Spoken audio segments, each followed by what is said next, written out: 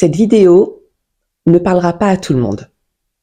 Si tu n'es pas un minimum passionné par l'humain, nos mécanismes, nos comportements, de comment on fonctionne, si tu n'es pas un minimum intéressé par la psychologie, cette vidéo, elle n'est pas faite pour toi. Par contre, si tu t'intéresses à l'humain, si tu es fan de psychologie, si tu cherches à comprendre pourquoi et comment on fonctionne face à certaines situations, pourquoi on a certaines réactions, pourquoi on reproduit certains schémas, alors peut-être que tu es au bon endroit. Aujourd'hui, j'ai envie de te parler du livre. J'ai lu ce livre et je me suis passionnée par ce qu'elle évoquait. Je vous parle d'Isabelle Briggs-Meyer et de son fils Peter qui ont écrit ensemble. Mais avant ça, elle travaillait avec sa maman. Mais là, on parle de ce livre-là. Comprendre les types de personnalités avec la typologie Meyer-Briggs. C'est ce livre-là. Alors, il n'est pas tout récent parce qu'il date des années 80, mais Isabelle Briggs-Meyer a travaillé quasiment toute sa vie à l'étude des comportements et des personnalités. C'est une Américaine chercheuse en psychologie et écrivaine, et elle était passionnée du comportement humain, et elle a passé toute sa vie quasiment à étudier, à décortiquer les analyses de Freud, mais de Jung en particulier, parce qu'elle vient s'appuyer du travail de Carl Gustav Jung, ce fameux psychiatre suisse du XXe siècle, le papa des archétypes et du principe d'individuation pour complètement s'accepter et complètement comprendre notre personnalité.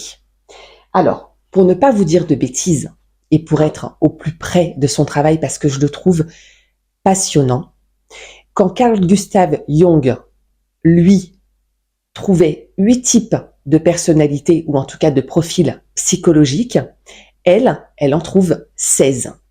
Elle a décortiqué, analysé, affiné le travail de Jung et elle a fini par constater qu'on avait potentiellement, alors pas 8 personnalités en nous, je vous rassure, on ne parle pas de dédoublement de la personnalité ici, on pouvait avoir 16 types au sein de la population, au sein de la planète, 16 types de personnalités ou de profils psychologiques, basés donc sur le travail de Jung à partir de l'introversion et l'extraversion, donc si on est plutôt un type de personnalité introverti ou extraverti, et ensuite de notre perception du monde et de notre analyse du monde, des événements, de ce qui s'y passe, bref, de nos réactions. Donc, il y a ce que je vous disais, l'introversion et l'extraversion, pour commencer. Où est-ce qu'on se place? Est-ce qu'on est plutôt à l'aise en société? Est-ce qu'on va plutôt vers les autres et donc on est extraverti? Ou est-ce qu'on préfère passer du temps seul? Est-ce qu'on est plutôt dans nos pensées, dans notre tête, et est-ce qu'on est plutôt introverti? Ça va déterminer les grandes lignes. Ensuite, on trouve le pouvoir de perception, la manière de percevoir le monde, par la sensation et l'intuition. Donc, est-ce qu'on est plutôt quelqu'un, quand on est en contact avec le monde extérieur, quand on est en contact avec nos congénères, avec nos semblables, est-ce qu'on s'appuie principalement sur ce que l'on ressent ou est-ce qu'on est très intuitif? Et ensuite, notre manière de décider, l'analyse dans ce monde et avec le lien aux autres. Est-ce que ça passe donc par la pensée, l'analyse, ou est-ce que ça passe par les sentiments, plutôt le ressenti?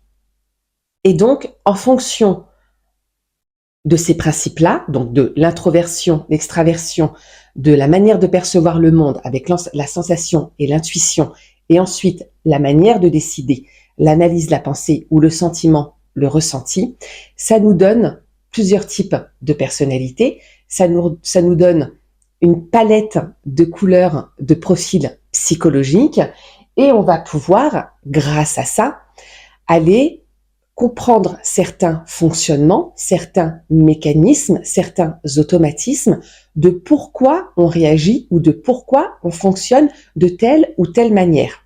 Là où c'est très intéressant, c'est que ça va nous aider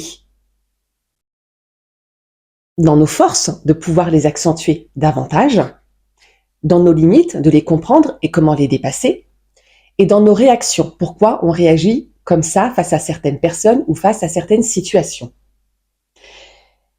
Ça vient nous dire, j'ai pris des petites notes, ça vient nous dire qu'on n'a pas un seul caractère, mais une combinaison de réactions et de façons de penser et d'agir. On n'a pas qu'un seul trait de personnalité et tout au long de notre vie, on peut être amené à changer, à moduler, à s'adapter.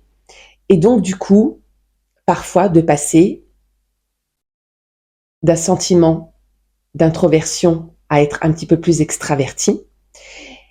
Et de la même façon, si de manière générale, on s'appuie sur l'analyse, de temps en temps, c'est notre intuition ou nos sentiments qui vont prendre le dessus. Bref, on bouge perpétuellement tout au long de notre vie. Mais là où c'est intéressant, pourquoi ce livre il est intéressant et surtout pour tous ceux qui sont étudiants en psychologie, en psychiatrie, même si elle n'était pas psychologue, toute sa vie, elle a fait des recherches sur le comportement humain. C'était une passionnée. Pourquoi il est intéressant ce livre, même s'il est un petit peu vieux, je vous l'accorde, les années 80, c'était il y a un petit moment. Je suis née en 78, on passera le détail. Bref, même s'il est un petit peu vieux et qu'il y a des choses nouvelles qui sont sorties aujourd'hui, on peut s'appuyer sur cette façon de raisonner pour comprendre son entourage, pour comprendre son mari, sa femme, ses enfants, ses collègues, ses parents, ses amis, et pouvoir, alors non pas les classer pour les mettre dans une case, mais pouvoir comprendre en fonction de leur type de personnalité pourquoi ils réagissent à telle situation ou à tel événement ou à telle discussion, pourquoi ça vient les heurter. C'est là où ça devient intéressant.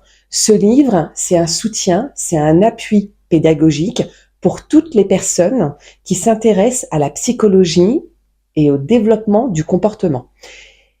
Si tu es dans le dev perso, tu peux aussi t'appuyer de cet ouvrage, tu peux aussi t'appuyer sur ce livre. Je le trouve vraiment complet. Il vient vraiment décortiquer l'analyse de Jung par rapport au travail des personnalités et de la psychologie, et donc de ce principe même d'individuation de Jung. Je trouve qu'il est intéressant parce qu'il va aller chercher là où Jung allait voir notre part d'ombre et essayer de l'intégrer. Et bien quelque part, il vient expliquer concrètement, psychologiquement, ce qui déclenche certaines choses chez nous. Et c'est pour ça que je le trouve très intéressant. Alors, ça paraît très presque scolaire ce que je suis en train de vous dire, mais il se lit facilement. Très sincèrement, il est facile à lire, donc il est accessible à tout le monde. Moi, je le trouve vraiment génial pour vraiment comprendre comment on fonctionne, comment et pourquoi on réagit dans certains cas et dans certaines situations. Encore une fois, non pas pour se classer dans une case, mais pour comprendre et pour pouvoir peut-être améliorer et dépasser, surpasser certains blocages qu'on peut rencontrer dans notre quotidien. Voilà. Si ça vous intéresse, venez m'en parler, posez-moi des questions et je vous répondrai avec grand plaisir, même si je ne suis pas une spécialiste d'Isabelle Briggs-Meyer. Je suis une grande fan de Carl Gustav Jung et j'adore tout son travail qui est lié un petit peu à la parapsychologie, donc je suis fan de ça. Mais vraiment, ce bouquin, je le recommande à toute personne qui vraiment s'intéresse à la psychologie et au comportement humain. Voilà, je vous laisse avec ça. Prenez soin de vous et on se retrouve très vite pour une prochaine vidéo. Et surtout, n'hésitez pas à partager à quelqu'un qui aurait besoin d'entendre ça. Je vous embrasse.